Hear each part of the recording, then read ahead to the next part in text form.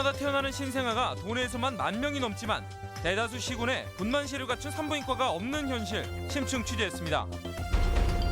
구제역 발생 이후 정부가 예방접종에 나서고 있지만 항체 형성에 걸리는 시간이 길어 향후 일주일이 구제역 확산의 고비가 될 전망입니다. 전주시가 다시 자전거 타기 활성화에 나섰습니다. 그러나 20년간 수십억 원을 쓰고도 성과가 없어 벌써부터 걱정이 앞서고 있습니다. 여러분 안녕하십니까? 전북권 뉴스입니다.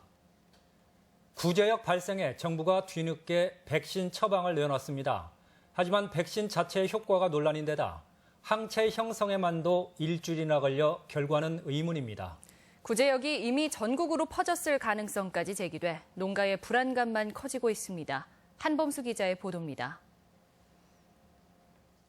구제역이 발생한 정읍 산내의 농가로부터 10km가량 떨어진 한 축산 농가. 수의사가 투입돼 소 수십 마리에 일일이 구제역 백신을 투여하고 있습니다. 정읍 구제역 발생지 주변 20km 내의 소와 돼지는 21만 두, 60km로 확대하면 전북 전역으로 558만 두에 이릅니다. 산해 지역 지금 긴급 접종 두수가 2,300두 정도 되는데 현재 1,500두 정도를 완료했고요. 당국은 발병지 출입을 통제하고 가축 예찰까지 강화했다며 백신 투여가 끝나면 사태가 진정될 것으로 기대하고 있습니다. 하지만 구제역 바이러스가 공기를 통해 전파되는 데다 백신의 항체 형성률이 낮다는 주장이 제기돼 축산 농가들의 불안은 여전히 계속되고 있습니다. 20마리 중에 1마리꼴 나왔다고 그러니까 아무래도 백신에 대한 좀 불신이 좀 많겠죠. 전문가들은 구제역이 발생한 충북 보은과 전북 정읍이 100km가 넘어 바이러스가 이미 전국으로 퍼졌을 가능성에 주목하고 있습니다. 당장 가축에 백신을 넣어도 항체가 형성되는데 일주일 이상 걸려 효용성도 논란입니다. 지금 좀 다소 늦은 감은 있지만 지금이라도 백신을 해서 나머지 항체가 없는 소들이 항체가 생길 수 있도록 하는 게 AI로 천문학적 피해를 입은 축산 농가에 구제역까지 덮치면서 시름이 깊어가고 있습니다. MBC 뉴스 한범수입니다. 내수 부진의 타겟책으로 제시된 축산물 수출마저 다시 중단되고 말았습니다. 조류 독감에 이은 구제역 발생의 파장인데 축산 농가의 시름이 깊습니다. 유룡 기자가 보도합니다. 1년 전 홍콩으로 한우 수출기를 열었던 익산의 한 유통업체. 당시 불과 20일 만에 김제와 고창에 돼지 구제역이 발병하면서 수출길이 막혔습니다. 1년 만인 지난달 다시 수출을 재개했지만 불과 며칠 만에 정읍에서 또다시 구제역이 터졌습니다. 어려운 여건 속에서 홍콩 수출이 그나마 기회였지만 이마저도 물거품이 된 것입니다. 김영란법 이후에 소비 침체가 되어 있는 등심, 채끝 등 이런 고급 부위들이 수출로 활로를 찾고 있었는데 이마저 막히게 됨으로 인해서 구제역이 없는 전남에서 소를 구해 수출을 타진할 계획이지만 홍콩이 국내 전역을 수입 금지로 묶을 가능성이 높아 고민입니다. 돼지고기도 마찬가지 상황. 남은 것은 곰탕이나 머릿고기 같은 가열 제품뿐입니다. 삶은 돼지 머릿고기, 삶은 머리 편육, 그리고 국밥류, 국밥 종류가 있고요. 얘네들은 구제하고는 크게 상관이 없기 때문에 해마다 재발되는 질병 때문에 반복적으로 수출이 중단되자 축산단체도 답답한 심정입니다.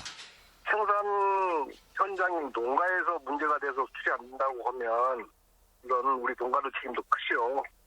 이 산업 우리가 지켜야지. 검역 조건이 느슨한 홍콩과 마카오를 제외한 대부분의 국가는 2년 이상 구제역이 재발하지 않을 경우 수출을 재개할 수 있습니다. 이 때문에 2000년 구제역 발병 이후 무려 17년 동안 국내 소와 돼지 수출은 사실상 중단된 것이 현실입니다. MBC 뉴스 유룡입니다. 농협은 구제역 발생으로 바이러스 전파를 막기 위해 오늘부터 20일까지 도내 정읍과 순창을 포함한 전국 86개 가축시장을 임시 휴장한다고 밝혔습니다. 구제역은 지난 5일 충북 보은에서 처음 발병한 뒤 그제 정읍, 오늘은 경기도 연천에서 잇따라 발생하며 전국적으로 확산 가능성이 높아졌습니다. 전라북도 지방은 현재 기온이 0도 안팎으로 크게 떨어지며 곳곳에 눈발이 날리고 있습니다. 눈은 밤 늦게 그치겠지만 내일 오후 서해안 지역부터 다시 시작돼 모레까지 5에서 10cm, 많은 곳은 15cm의 눈이 쌓일 전망입니다. 내일 아침 기온은 영하 7도에서 영하 2도, 모레는 영하 10도 안팎으로 한파가 찾아오겠습니다.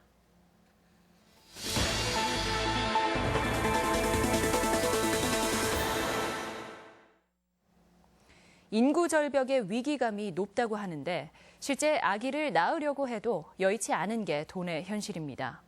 분만실을 갖춘 산부인과가 없는 지역이 많다 보니 산모들이 원전 출산까지 감소하고 있습니다. 김하연 기자가 집중 취재했습니다.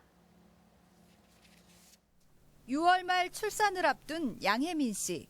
지난해 살지만 첫째를 전주에서 출산했고 둘째 임신 후에도 차로 40분 거리 전주까지 검진을 다니고 있습니다.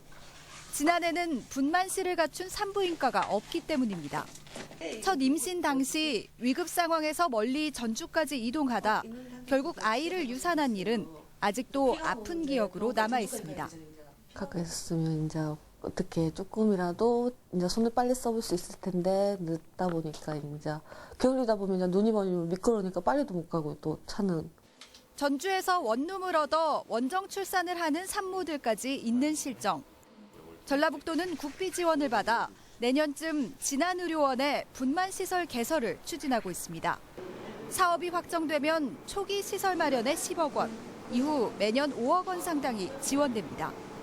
하지만 지원액이 산부인과 전문의의 인건비를 겨우 맞추는 수준이다 보니 분만실이 생긴다 해도 유지가 가능할지에 대해선 우려도 나옵니다. 외래에서 산부인과에 필요한 인력의 인건비 지원도 충분히 이루어지지 않고 있습니다. 근데 분만 산부인과는 그보다 훨씬 많은 인력이 필요한데 지자체 부담이 더 커질 것 같아서 걱정입니다. 역시 분만 취약 지역이었던 고창의 한 종합병원에선 정부 지원을 받아 지난해 7월부터 분만실을 운영하고 있습니다. 24시간 분만이 가능한 시설이 생기면서 광주나 전주 등 멀리까지 원정 출산을 다녀야 했던 고창 지역 산모들도 만족도가 큽니다. 하지만 실제 분만 건수가 적고 의료진 수급도 쉽지 않아 전문의 2명이 맞교대로 근무하는 등 빠듯한 여건입니다. 더 산모들이 오게 하려면 시설들이 더 이제 많이 보완이 돼야 되지 않을까 싶어요. 전북 지역에서 아이를 낳을 수 있는 산부인과가 단 한 곳도 없는 시군은 6개 시와 고창군을 제외한 절반가량. 분만병원까지 1시간이 더 걸리는 산모의 비율이 30% 이상인 분만 취약 지역도 무주와 진안, 장수, 순창 등 4곳에 달합니다. 태어나는 아이가 적어 병원 개설이 어렵고 또다시 출산 감소로 이어지는 악순환이 계속되는 겁니다. 때문에 기본적인 분만 인프라를 갖추기 위한 정부의 지원과 함께 출산을 장려하는 사회 문화가 정착돼야 한다는 목소리가 높습니다. MBC 뉴스 김하연입니다. 전주시가 친환경 교통수단으로 자전거 이용 활성화 정책을 또 꺼내들었습니다. 전담 부서까지 만들 계획인데 있는 시설조차 방치하고 있는 게 전주시의 실상입니다. 이경희 기자가 보도합니다. 전북 혁신도시의 자전거 전용 도로입니다. 혁신로 2.3km에 이어지는 자전거 전용 도로는 차도뿐만 아니라 인도화도 화단 등으로 분리되어 있습니다. 기존의 자전거 보행로 겸용도로와 달리 행인과 부딪힐 위험이 크게 줄었습니다. 자전거는 자전거대로, 보행자는 보행자로 이렇게 분리가 돼서 다니는 데는 불편 없이 참 좋아요. 전주시가 친환경 이동수단인 자전거 타기 활성화에 나섰습니다. 우선 올해 10억 원을 들여 길인대로 11.6km의 자전거 전용 도로를 조성하는 등 앞으로 전주시 내 32개소에 자전거 도로를 만든다는 방침입니다. 특히 전담 부서인 자전거 정책과를 신설하며 이전과는 다를 것이라는 각오까지 보이고 있습니다. 자전거 타는 사람이 많음으로써 그 차량 운전자가 줄어들 것이다. 그렇게 되면 어떤 그 생태 도시가 만들어지지 않겠느냐. 하지만 시의 자전거 활성화는 이번이 처음은 아닙니다. 지난 1997년 자전거 시범 도시로 선정된 뒤 수백억 원의 예산을 투입해 왔는데 2010년부터 현재까지 인프라 예산만도 45억여 원이 쓰였습니다. 그런데도 지난해 자전거의 교통수단 분담률은 1.8%로 오히려 해마다 떨어지고 있습니다. 전문가들은 단기적 정책과 일회성 캠페인으로는 한계가 있다고 지적합니다. 그 자전거 정책은 일단은 그 생태 교통의 큰 틀에서 자전거와 그다음에 시내버스, 보행이 통합해서 정책을 만들어가야 된다고 봅니다. 전주시 정책으로 이번에야말로 자전거를 시내에서 편리하고 안전하게 탈 수 있게 될지 관심이 집중되고 있습니다. MBC 뉴스 이경입니다. 관광 분야의 새로운 성장 동력으로 크루즈 여행 산업이 주목받고 있습니다. 정부에서도 육성 대책을 세우고 있는데 전북은 기반시설 구축이 늦어지면서 자칫 여기에서마저 소외될 우려가 높습니다. 정태우 기자가 취재했습니다. 지난해 우리나라를 방문한 크루즈 관광객은 195만 명. 이에 고무된 정부는 올해 크루즈 관광객 200만 명 돌파와 2020년 관광객 500만 명 유치라는 중장기 계획을 수립했습니다. 이에 따라 기존 제주와 부산 등 6개 크루즈 접안 시설에 더해 올해 속초와 인천 등지에 5개 선석을 추가로 설치합니다. 당초 군산항에도 지난해 실사를 통해 취향이 검토됐지만 결국 무산됐습니다. 기반 시설이 아직 안 돼 있고 관광도 중요하지만 쇼핑 하는 데가 있어야 돼요. 가만히 된 거고요. 크루즈 산업은 세계적으로 매년 5%씩 성장할 정도로 잠재력이 큰 시장. 특히 대규모 패키지가 움직이는 중국의 추세에 비추어 자치단체마다 유치에 총력을 기울이는 분야입니다. 전라북도는 새만금 신항만에 조성되는 크루즈 전용 부두에 기대를 걸고 있지만 문제는 준공식입니다. 정부는 2020년 신규 기항지 3곳을 추가 지정할 방침으로 연구 용역을 추진하고 있지만 새만금 크루즈 선석은 2020년 준공되는 1차 사업에 포함되지 않았습니다. 1차는 컨테이너 부두 한 부두와 자동차 부두 하나, 그다음에 자파 부두 2개 부두하고 4선석으로 되어 있습니다. 크루즈는 어떻습니까? 크루즈는 지금 계획상으로 2단계에 되어 있기 때문에 2020년 이후에는 아마 가뜩이나 악조건이 많은 전북이 여행업계 유일한 블루오션이라는 크루즈 산업에 승선하지 못하는 것은 아닌지 불안감이 커지고 있습니다. MBC 뉴스 정태우입니다. 전북혁신도시의 국민연금은 최근 내부 감사에서 기금운용본부 퇴직 예정자 3명이 공단 웹메일을 통해 투자 계획 등 기밀 정보를 외부에 전송한 사실을 확인한 것으로 알려졌습니다. 국민연금은 관련자에 대한 징계 절차에 들어가는 한편 재취업 기관에는 거래 제한 조치를 취한 것으로 전해졌습니다. 간추린 뉴스입니다. 정치권이 박근혜 정부의 적폐 청산에 앞장서야 한다는 시민사회의 요구가 거세지고 있습니다.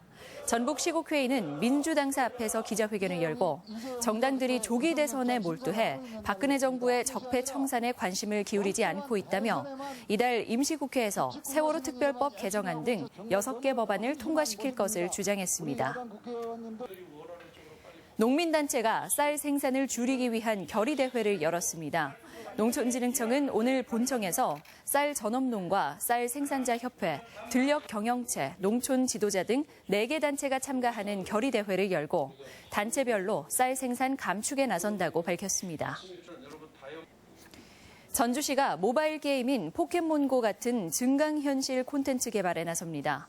시와 전주정부 문화산업진흥원은 올해 1억 5천만 원을 투입해 조선 왕조의 발상지인 전주만의 역사를 활용해 도시 곳곳에 숨겨진 왕의 보물을 찾는 가상 증강현실 관련 콘텐츠를 개발해 올 연말부터 관광객과 시민들에게 서비스할 계획입니다. 익산역 서부 주차장이 무료 개방됩니다. 익산시와 코레일 전북본부는 오늘 업무 협약을 체결하고 익산역 활성화를 위해 철도 이용객에 한해 주차료를 면제해주기로 했습니다. 간추린 뉴스였습니다. 전주지방검찰청 군산지청은 도내보 고등학교 전 축구부 감독 50살 김모 씨를 배임 수재 등의 혐의로 구속 기소했습니다. 김 씨는 지난 2011년부터 대학 입학을 조건으로 학부모 2명으로부터 9천만 원을 받고 경기에 출전시켜 경력을 관리해준 혐의입니다. 전라북도의회 국주영은 의원에 따르면 전라북도 교육청이 인터넷 이용료를 지원하는 15,300가구 가운데 443가구는 PC가 없거나 고장났지만 연간 10만 원의 이용료를 받아왔습니다. 국주영은 의원은 정부와 소외계층을 줄이기 위한 인터넷 이용료 지원 사업의 내실화를 촉구했습니다.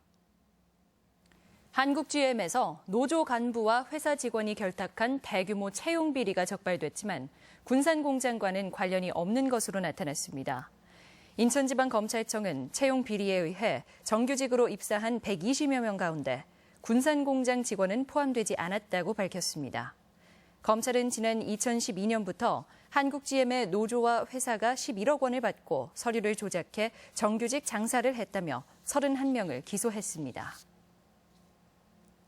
전주 김제 통합에 대해 국민의당 소속인 정동영, 김종회 의원의 의견이 엇갈리고 있습니다. 전북권 뉴스였습니다.